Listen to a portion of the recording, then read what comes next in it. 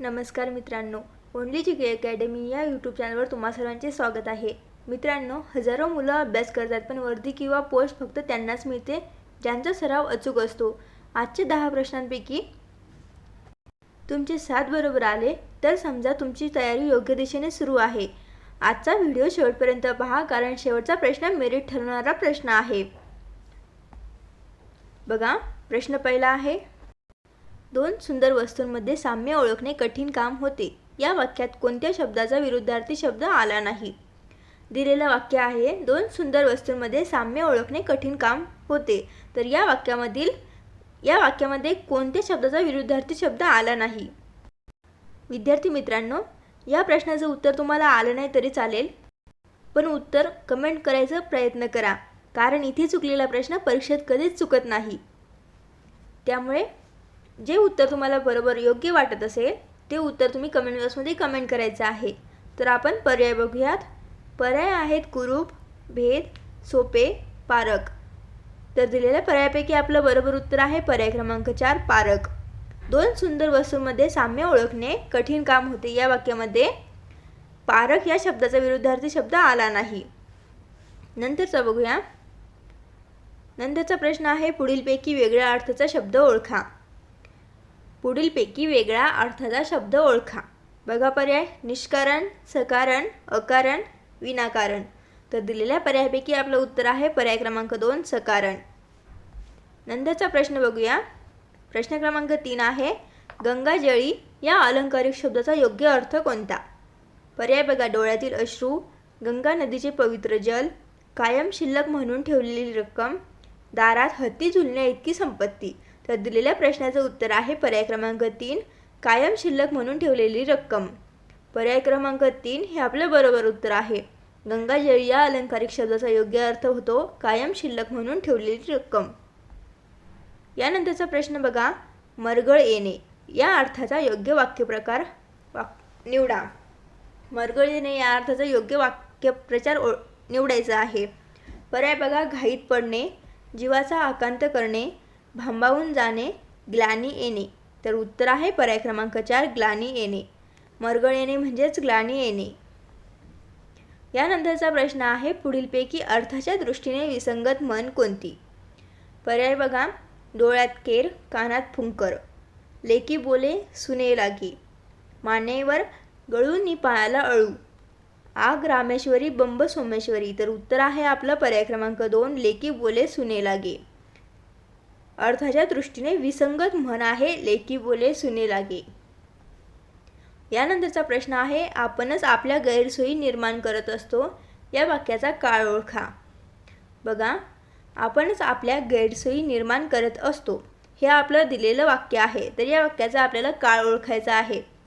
पर्याय बघा, अपूर्ण वर्तमान काळ, रीती भूतकाळ, रीती वर्तमान काळ, पूर्ण वर्तमान काळ.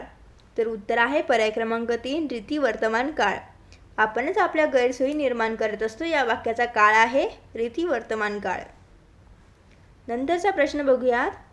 कावळा म्हणजे गोंडी भाषेत काय? कावळा म्हणजेच गोंडी भाषेमध्ये काय? तर बघा पर्याय, काकाड, रवनाल, बाराडा, पोनाड. तर उत्तर आहे पर्याय क्रमांक 1 काकाड. कावळा म्हणजेच गोंडी भाषेमध्ये काकाड. यानंतरचा प्रश्न बघा, शीघ्रकोपी म्हणजे? शीघ्रकोपी या शब्दाचा अर्थ काय आहे? पर्याय बघूयात. मोजक्या शब्दात बोलणारा, श्रम करून जगणारा, अतिशय लवकर बोलणारा, अतिशय लवकर रागावणारा. तर बघा, याचं उत्तर आहे पर्याय क्रमांक 4 अतिशय लवकर रागावणारा. शीघ्रकोपी म्हणजेच अतिशय लवकर रागावणारा. पर्याय क्रमांक 4 हे आपलं बरोबर उत्तर आहे. यानंतरचा प्रश्न बघा, मनस्ताप हा शब्द खालीलपैकी कोणत्या संधीचे उदाहरण आहे? पर्याय बघा, पूर्वरूप संधी, पररूप संधी, व्यंजन संधी, विसर्ग संधी. तर मनस्ताप या संधीचे उदाहरण आहे पर्याय क्रमांक 4 विसर्ग संधी. पर्याय क्रमांक 4 विसर्ग संधी हे आपलं बरोबर उत्तर आहे. बघा, यानंतरचा प्रश्न, शहाणा, शहाणपण हे कोणत्या प्रकारचे नाव आहे? पर्याय बघा, भाववाचक नाम, विशेषवाचक नाम, समुदायवाचक नाम, सामान्य नाम. तर उत्तर आहे पर्याय क्रमांक 1 भाववाचक नाम. शहाणा, शहाणपण या शब्दामध्ये आपल्याला भाव दिसतात, तर या वाक्याचा प्रकार आहे भाववाचक नाव.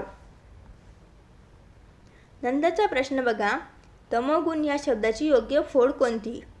पर्याय बघा, तम अधिक गुण, तमा अधिक गुण, तमा अधिक गुण, तमो अधिक गुण.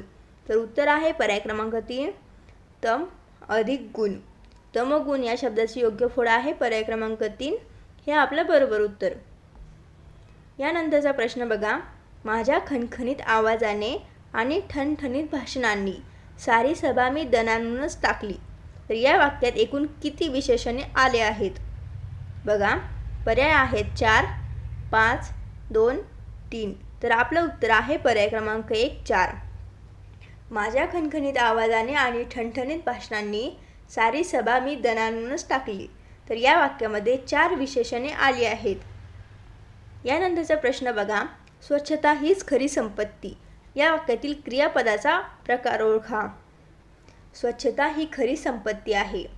तर या वाक्यामधील आपल्याला क्रियापदाचा प्रकार ओळखायचा आहे. पर्याय बघा, शक्य, प्रयोजक, अध्याहत, संयुक्त. तर उत्तर आहे पर्याय क्रमांक 3 अध्याहत. स्वच्छता हीच खरी संपत्ती आहे या वाक्यातील क्रियापदाचा प्रकार आहे अध्याहत. यानंतरचा प्रश्न बघूयात, मावशीने 2 तोळे सोने खरेदी केले. या वाक्यातील तोळे या शब्दाची विभक्ती ओळखा. तोळे या शब्दाची आपल्याला विभक्ती ओळखायची आहे. पर्याय बघा, तृतीया, प्रथमा, सप्तमा, चतुर्थी. तर आपलं बरोबर उत्तर आहे पर्याय क्रमांक 2 प्रथमा. मावशीने 2 तोळे सोने खरेदी केले. या वाक्यातील तोळे या शब्दाची विभक्ती आहे प्रथमा विभक्ती. यानंतरचा प्रश्न आहे, आपली चित्र खरीखुरी वाटली पाहिजेत म्हणून लिओनार्दोनी नाना तऱ्हेचे प्रयोग केले. या वाक्याचा प्रकार ओळखायचा आहे. बघा, दिलेला प्रश्न आहे, आपली चित्र खरीखुरी वाटली पाहिजेत म्हणून लिओनार्दोनी नाना तऱ्हेचे प्रयोग केले. हे आपलं दिलेलं वाक्य. तर या वाक्याचा आपल्याला प्रकार ओळखायचा आहे. पर्याय बघा, केवल, मिश्र, संयुक्त, उद्गारार्थी. तर आपलं उत्तर आहे पर्याय क्रमांक 2 मिश्र. या वाक्याचा प्रकार आहे मिश्र वाक्य. मित्रांनो, हा व्हिडिओ कसा वाटला कमेंट करून नक्की सांगा.